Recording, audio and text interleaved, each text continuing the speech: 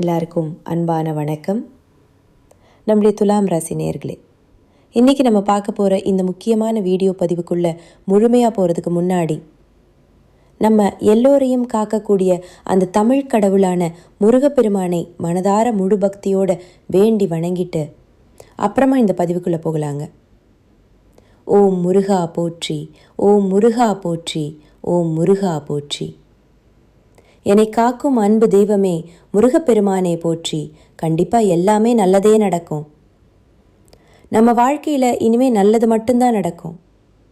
பொதுவாகவே நம்மளோட துளாராசிக்காரங்க ரொம்ப மெதுவாக, அதே சமயம் ரொம்ப ரொம்ப நிதானமாக வாழ்க்கையில் அடியெடுத்து வச்சு நிச்சயமாக வாழ போகிறவங்க. இவங்க எப்போவுமே தன்னுடைய சொந்த உழைப்பால் மட்டுமே வச்சுக்கிடக்கூடியவங்களாக இருக்காங்க.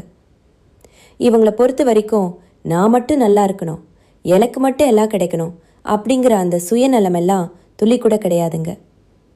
தன்னை சுற்றி இருக்கக்கூடிய எல்லோருமே நல்லா இருக்கணும், எல்லாருமே சந்தோஷமாக இருக்கணும் அப்படிங்கிற ஒரு பொதுவான ரொம்ப பெருந்தன்மையான குணம் கொண்டவங்களாக அவங்க இருக்காங்க. சொல்லப்போனால் ஒரு தாயை போல மற்றவங்க மேலே அன்பு காட்டக்கூடிய ஒரு தூய உள்ளம் கொண்டவங்களாக அவங்க வாழ்ந்துக்கிட்டு இருக்காங்க. குறிப்பாக சொல்லணும்னா, வில்லிலிருந்து புறப்பட்ட அம்பு எப்படி தன்னுடைய இலக்கு நோக்கி சரியாக பாயுமோ அதே போல் இவங்களுடைய குறிக்கோள் எப்பவுமே தவறாமல் இருக்குங்க.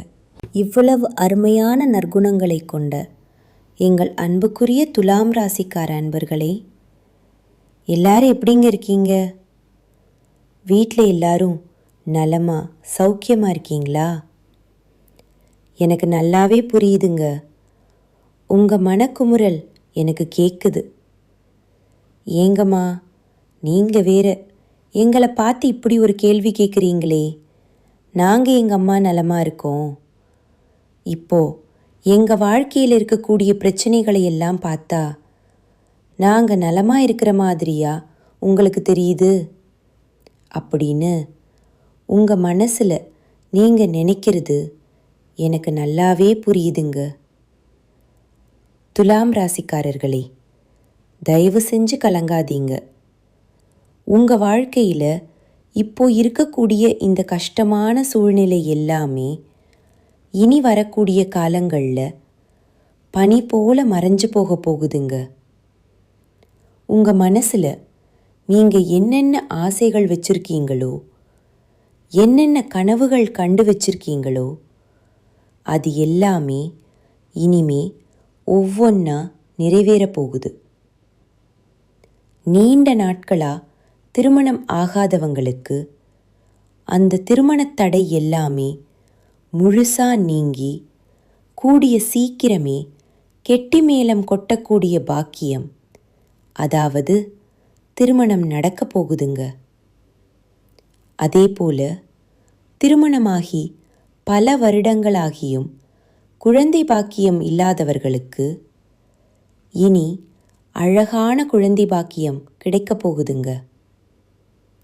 அது மட்டும் இல்லாமல் பூர்வீக சொத்து ரீதியாக, அதாவது பரம்பரை சொத்து சம்பந்தமாக இருந்த அனைத்து பிரச்சனைகளுக்கும் ஒரு நிரந்தரமான தீர்வு கிடைக்கப் போகுது.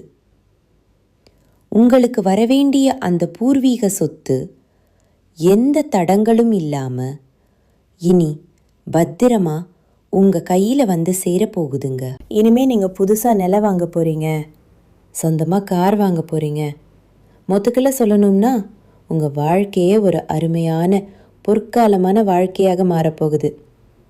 அது மட்டும் இல்லாமல் ஏதோ ஒரு காரணத்தால் உங்களை விட்டு பிரிந்து சென்ற உறவுகள் எல்லோருமே இனி வரக்கூடிய காலங்களில் அவங்களாவே மனசு மாறி உங்களை தேடி வரப்போகிறாங்க. ஆக மொத்தம் உங்கள் வாழ்க்கையில் இருந்த அனைத்து பிரச்சனைகளுக்கும் ஒரு நல்ல தீர்வு கிடைக்கக்கூடிய மாதமாக உங்களுக்கு இந்த மாதம் அமைஞ்சிருக்குதுங்கிறத நீங்கள் மனதார நம்புங்க. நம்மளுடைய துலாம் ராசிக்காரங்களுக்கு வாழ்க்கையில் நடக்கும் எந்த ஒரு நல்ல விஷயமும் பெரும்பாலும் ஒரு நண்பரால் தான் நடக்கும்.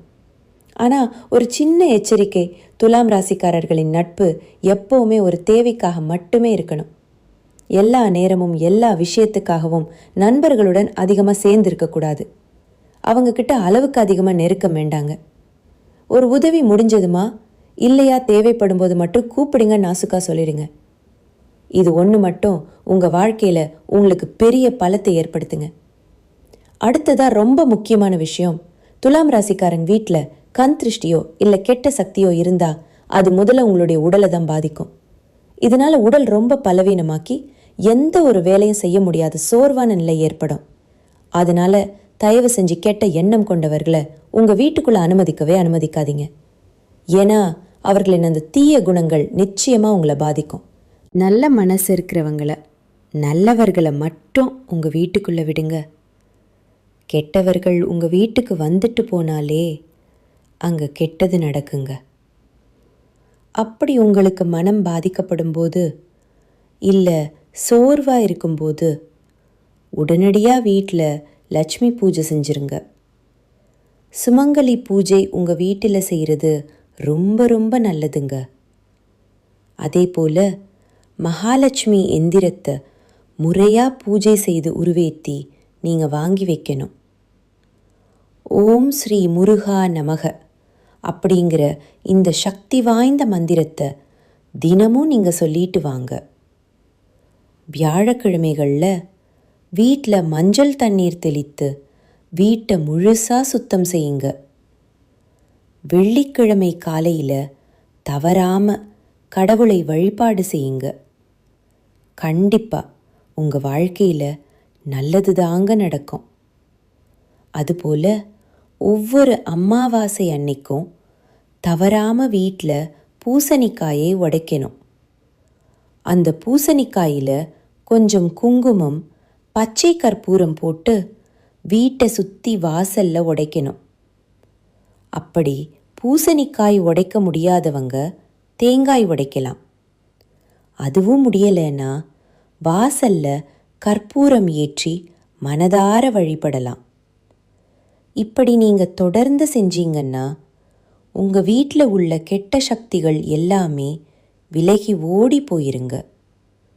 நிச்சயமாக உங்கள் வீட்டில் இனி அந்த கெட்ட சக்திகள் வரவே வராதுங்க. உங்கள் வீட்டில் எப்போவுமே ஒரு வசீகர சக்தி இருக்கணும்னா ஓம் முருகா போற்றி அப்படிங்கிற மந்திரத்தை தினமும் சொல்லிக்கிட்டு வாங்க. இந்த மந்திரத்தை நீங்கள் சொல்வதன் மூலமாக நீங்கள் அறிஞ்சோ அறியாமலோ செஞ்ச பாவங்கள் எல்லாமே விலகி போயிடும். உங்கள் மனம் ரொம்ப சுத்தமாக தெளிவாக மாறிடுங்க. உங்கள் வாழ்க்கையும் ஒரு சொர்க்க வாழ்க்கையாக மாறி போயிருங்க. நிறைய பேர் எங்கள் குலதெய்வம் எங்கேயோ இருக்குது, என்னமோ இருக்குது, குலதெய்வம் எதுனே தெரியல அப்படின்னு வருத்தப்படுவீங்க. அப்படி நீங்கள் நினைக்க வேண்டாங்க. நீங்கள் எங்கே இருந்தாலும் பரவாயில்லை, உங்கள் வீட்டில் ஒரு தீபம் ஏற்றி வச்சு அந்த தீப ஒளியில் தெய்வங்கள் குடிக்கொண்டிருக்காங்க அப்படின்னு நினச்சி வழிபாடு செய்யுங்க. உங்களுக்கு குலதெய்வமே தெரியாவிட்டாலும் பரவாயில்லை, வீட்டில் ஏத்தம் ஏற்றி வச்சு ஏதாவது ஒரு நல்ல நாளில் எங்கள் குலதெய்வமே எங்களை காப்பாத்துன்னு மனசில் நினச்சி வழிபாடு செய்யுங்க.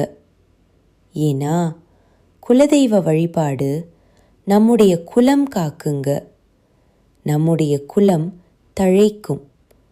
அதனால் எப்பவுமே முதல்ல குலதெய்வம், அப்புறம்தான் இஷ்டப்பட்ட தெய்வம், அப்புறம்தான் உங்களுக்கு விருப்பப்பட்ட மற்ற தெய்வங்க.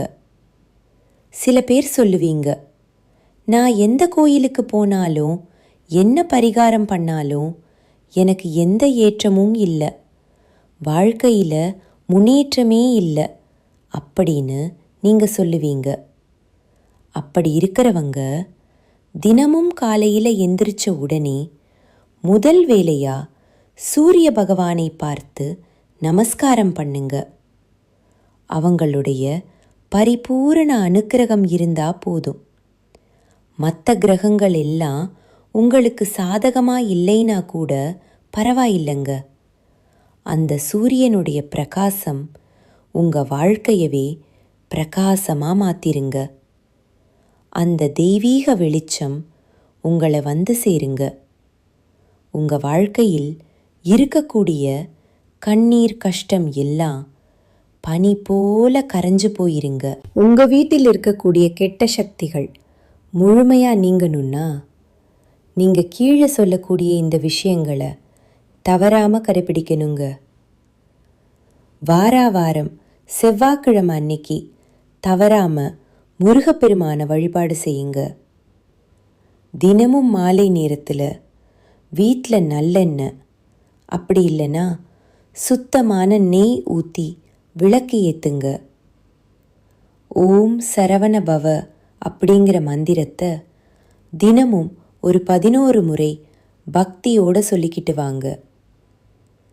வாரம் ஒரு முறை பக்கத்தில் இருக்கக்கூடிய அம்மன் கோயிலுக்கு போய் அந்த அம்மனை மனதார வணங்கிட்டு வாங்க. அதே போல் பிரதோஷ நாட்களில் சிவபெருமானை போயிட்டு வணங்கிட்டு வாங்க.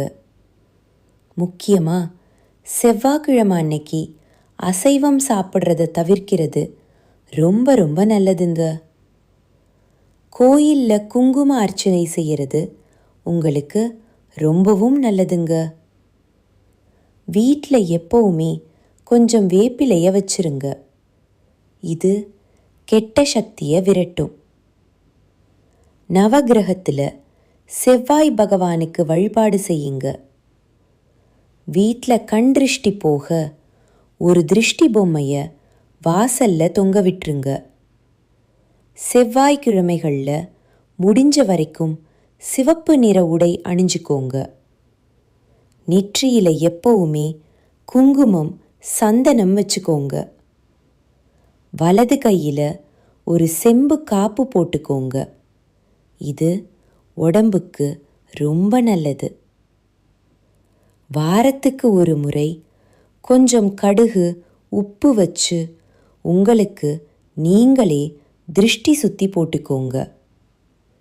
வீட்டை தினமும் சுத்தமாக சுகாதாரமாக வச்சுக்கோங்க. உடைந்த கண்ணாடி துண்டுகளோ பழைய உடைந்த பொருட்களோ இருந்தால் தயவு செஞ்சு அதையெல்லாம் உடனே வீட்டிலிருந்து அகற்றிருங்க. நீங்கள் வெளியே எங்கேயாவது போகிறதுக்கு முன்னாடி உங்கள் இஷ்ட தெய்வத்தை மனசில் நினச்சிட்டு கும்பிட்டுட்டு வெளியில் கிளம்புங்க. காரியம் ஜெயமாகும். சரியான நேரத்தில், அதாவது உறங்குற நேரத்தில் சரியாக உறங்குங்க. காலையில் எழுந்ததும் வெறும் வயிற்றில் கொஞ்சம் வெந்நீர் குடிங்க. வாரத்துக்கு ஒரு நாளாவது நல்லெண்ணெய் தேய்த்து தலைக்கு குளிங்க. முக்கியமாக கோபத்தை எப்போவுமே கட்டுப்பாடோடு வச்சுக்கோங்க. தேவையில்லாமல் தற்பெருமை பேசாமல் இருக்கிறது உங்களுக்கு ரொம்பவும் நல்லதுங்க. எல்லோர்கிட்டையும் உங்களுடைய எல்லா ரகசியத்தையும் பகிரக்கூடாதுங்க. மனம் கலங்கும் போது யார்கிட்டையும் பேசாமல் கொஞ்ச நேரம் மௌனமாக இருந்துக்கோங்க. தினமும் குறைஞ்சது ஒரு 5 நிமிஷமாவது தியானம் பண்ணுங்க. தீய வார்த்தைகளை பேசுகிறத முழுசாக தவிர்த்துருங்க. எதிர்மறையான எண்ணங்கள் கொண்ட மனிதர்களிடமிருந்து எப்போவுமே கொஞ்சம் தூரமாக இருந்துக்குங்க. பொறாமை, கோபத்தை எல்லாம் குறைச்சிக்கங்க. பிறரை மதித்து பேசுங்க. தினமும் நன்றி சொல்லும் பழக்கத்தை வச்சுக்குங்க. செவ்வாய்க்கிழமை அன்னைக்கு சுண்டல் இல்லைன்னா பச்சைப்பயிரை தானமாக கொடுங்க. வசதி இல்லாத ஏழைகளுக்கு உங்களால் முடிஞ்ச உணவு வழங்குங்க. பொன்னாங்கண்ணி கீரை, அகத்திக்கீரையை உங்களுடைய உணவில் அடிக்கடி சேர்த்துக்கங்க. காரம் அதிகமாக சாப்பிடாதீங்க. முடிஞ்ச வரைக்கும் காரத்தை தவிர்த்துக்கங்க. வாரத்துக்கு ஒரு நாள் சமைச்ச உணவு இல்லாமல் பழம் மட்டும் சாப்பிடுங்க. வெல்லம் கலந்த நீரை தினமும் குடிங்க. சிவப்பு நிற பூக்களை கோயிலுக்கு தானமாக கொடுங்க. வீட்டில் தினமும் விளக்குக்கு முன்னாடி நீர் வச்ச எலுமிச்சை, மிளகாயை வாரம் ஒரு முறை தவறாமல் மாற்றுங்க. இரவு தூங்குறதுக்கு முன்னாடி உங்கள் இஷ்ட தெய்வத்தை நினைத்து பிரார்த்தனை பண்ணிட்டு அப்புறமா தூங்குங்க. அடுத்ததா செவ்வாய்க்கிழமை மாலை நேரத்தில் நீங்கள் செய்யக்கூடிய ஒரு முக்கியமான பரிகாரம் என்னன்னு பார்க்கலாம்.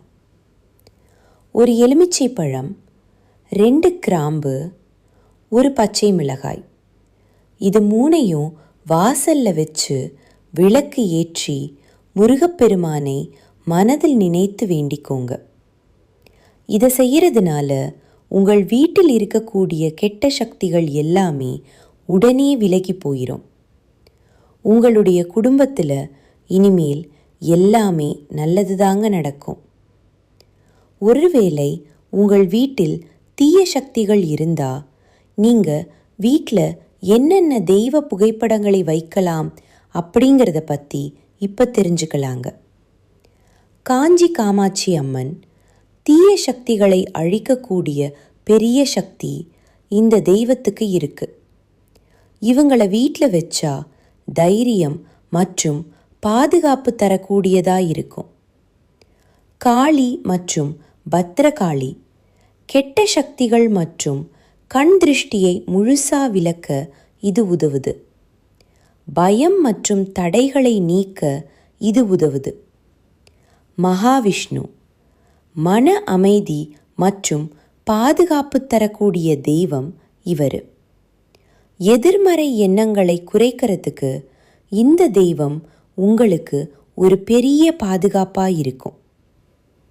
ஆஞ்சநேயர் தீய ஆவிகள் மற்றும் பயம் விலக நம்மளுக்கு ஆஞ்சநேயர் எப்பவுமே துணையாயிருப்பார். வீட்டை காக்கக்கூடிய ஒரு காவல் தெய்வமாக இவர் இருப்பார். பைரவர் இவர் இரவு நேரத்தில் வரக்கூடிய எதிர்மறை சக்திகளை விலகக்கூடியவராக இருக்கார். வீட்டு சுற்றுப்புற பாதுகாப்புக்கு பைரவர் ரொம்ப பாதுகாப்பாக இருப்பார். நரசிம்மர் தீய சக்திகளை முற்றிலும் அழிக்கக்கூடிய அபாரமான சக்தி இவருக்கு இருக்கு. சக்தி வாய்ந்த பாதுகாப்பு தெய்வமாக இவர் இருக்கார். சாய்பாபா மன அமைதியை அளிக்கக்கூடிய தெய்வமாக இவர் இருக்கார். தீய எண்ணங்கள் கவலைகளை விலக்க இவர் எப்பவுமே உங்களுக்கு துணையாக இருப்பாருங்க. இந்த படங்களை எல்லாம் வீட்டின் வடகிழக்கு மூலையில் நீங்கள் தெய்வ புகைப்படங்களை வைக்கலாங்க. கிழக்கு அல்லது வடக்கு சுவர் இருக்கிற இடத்துல நீங்கள் இந்த தெய்வ படங்களை வச்சிங்கன்னா தெய்வ அருள் முழுமையாக உங்களுக்கு கிடைக்குங்க. நம்மளுடைய துலாம் ராசிக்காரங்க காற்று தத்துவத்தை கொண்டிருப்பதால் இவங்க எப்பவுமே ஆழமான சிந்தனை மற்றும் வாழ்க்கையில் ஒரு சமநிலையை விரும்புவாங்க. இவங்களுடைய தராசு சின்னம் நியாயம் மற்றும் தர்மத்தை குறிக்குதுங்க. இவங்க எப்பவுமே உறவுகளுக்கு ரொம்ப முக்கியத்துவம் கொடுப்பாங்க. மற்றவர்களின் உணர்ச்சிகளை நல்லா புரிந்து கொண்டு பிரச்சனைகளை தீர்க்க இவங்க விரும்பக்கூடியவங்களாக இருக்காங்க. இவங்களை பொறுத்த வரைக்கும் தன்னுடைய வாழ்க்கையில் 1000 பிரச்சனை வந்தாலும் அதை பற்றி துளி கூட கவலைப்பட மாட்டாங்க. ஆனால் தனக்கு நெருங்கிய உறவின் வாழ்க்கையில் ஒரு சின்ன பிரச்சனை வருதுன்னு வச்சுக்கோங்க, உடனே ஓடி போய் உதவி செய்யக்கூடியவங்களா இவங்க இருப்பாங்க. சுக்கிரன் சுபகிரகம், ஆனால் அவர் அசுர குருவாக இருப்பதால வாழ்க்கையில சில சவால்கள் இருக்கலாங்க. இப்போ சுக்கிரன் கடகம் ராசிக்கு பெயர்ச்சி ஆகிறதுனால நம்மளுடைய துலாம் ராசிக்காரங்களுடைய வாழ்க்கையில சின்ன சின்ன மாற்றங்கள் வர வாய்ப்பு இருக்குதுங்க. அதனால கொஞ்சம் பார்த்து கவனமா இருந்துக்கோங்க. 10ஆம் இடம்ங்கிறது தொழில் ஸ்தானத்தை குறிக்குதுங்க. சுக்கிரன் நல்ல நிலையில இருந்தா கலை, இசை, அழகு சார்ந்த விஷயங்கள்ல நீங்க அதிகமா ஆர்வம் காட்டுவீங்க. சுக்கிரன் நல்ல நிலையில இருந்தா துலாம் ராசிக்காரங்க ரொம்ப அழகா இருப்பாங்க. கலை, இசை, அலங்காரத்துல இயல்பாவே ஆர்வம் காட்டுவாங்க. இவங்க எப்பவுமே அமைதியாகவும் நியாயமாகவும் நடந்து கொள்வாங்க. இவங்களுக்கு நண்பர்கள் எப்பவுமே அதிக லெவல்ல இருப்பாங்க. இனி வரக்கூடிய காலங்களில் வேலை, பயணம், பதவி உயர்வு, அரசாங்க ஆதரவு மற்றும் சமுதாயத்தில் ஒரு பெரிய நல்ல பேரெல்லாம் இவங்களுக்கு கிடைக்கும். கண்டிப்பாக உங்களுக்கு நல்லதே நடக்கும். நல்லது மட்டும்தான் நடக்கும்.